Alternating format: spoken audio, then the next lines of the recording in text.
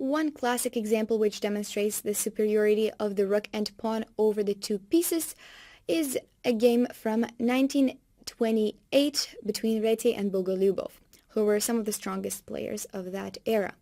This is already a very simplified endgame, so this is now purely a matter of technique. The computer would easily draw this position, but this is not an easy task at all. Black has much easier play.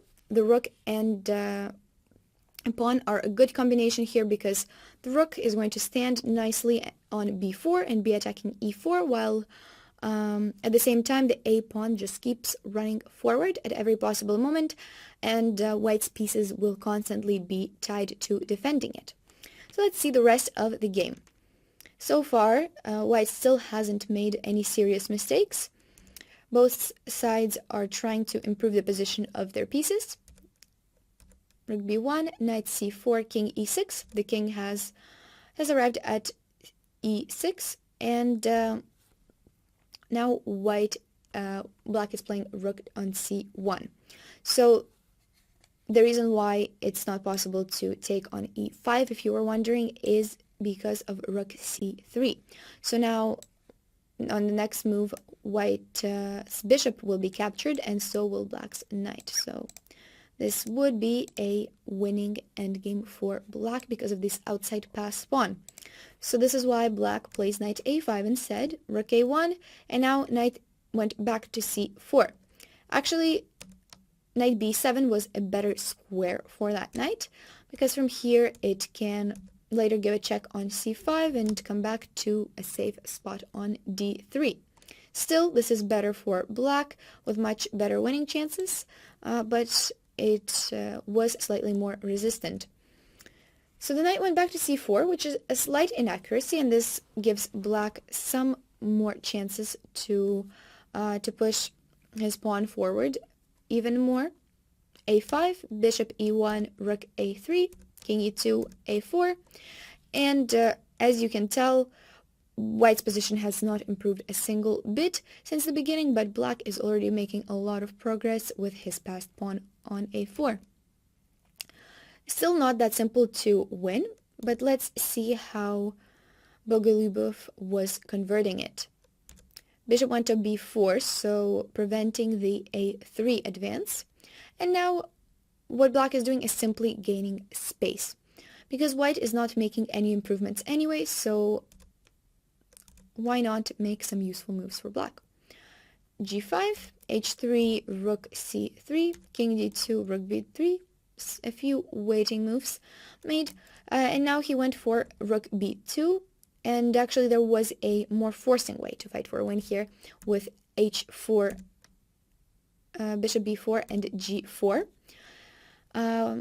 This does require a bit of calculation, so h takes g4, a3, bishop a3, rook c3, important move in between because this forces the king to come to d2, and rook g3 wins both or one of the pawns on g2 or g4, and this would be a pleasant position to play.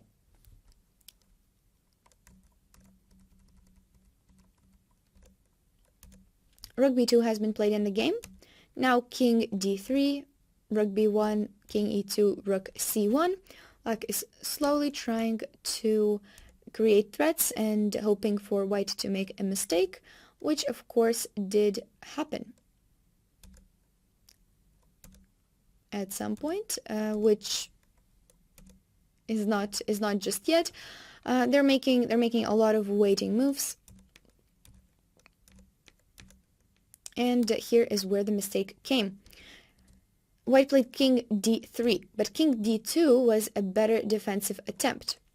So now, after rook d7, king e2, rook b7, white's chances for a draw increase with after this great move king d1. Very important to go to d1 and not to d3 and lose the pawn on h3. So king d1, and White still loses on h3, but once the pawns have been taken off the board, the position is now fully savable for white. So if white can get rid of the pawns of the g and h pawns and also be attacking the a3 pawn, of course this is now savable. But in the game, king d3 has been played, and this made white's defense a lot harder because now rook b7 comes with the threat of rook b3. And the pawn on h3 fell without white having the chance to take on h4. This is the whole difference, but it is very, very important here. Now a3 has been played, and white, of course, had to take the pawn, and now the game finishes off in a nice tactic. Rook takes on a3. Of course, this became possible because now if white captures the rook, the pawn is running, and the dark squared bishop cannot do anything to stop it. So bishop h4 happened instead, after which white was just down an exchange and a pawn in an endgame like this, which is of course not savable, and Bogoljubov won in a few more moves. So once again, the highlight is that the rook and the pawn can be very difficult to defend against in an endgame, because in endgames we have a lot of open files, and when that pawn is lucky enough to be a pass pawn, that increases winning chances even more. But this was only a specific situations where the circumstances were rather fortunate for black. So let's take a look at a different kind of endgame where the rook does not have as much dominating power.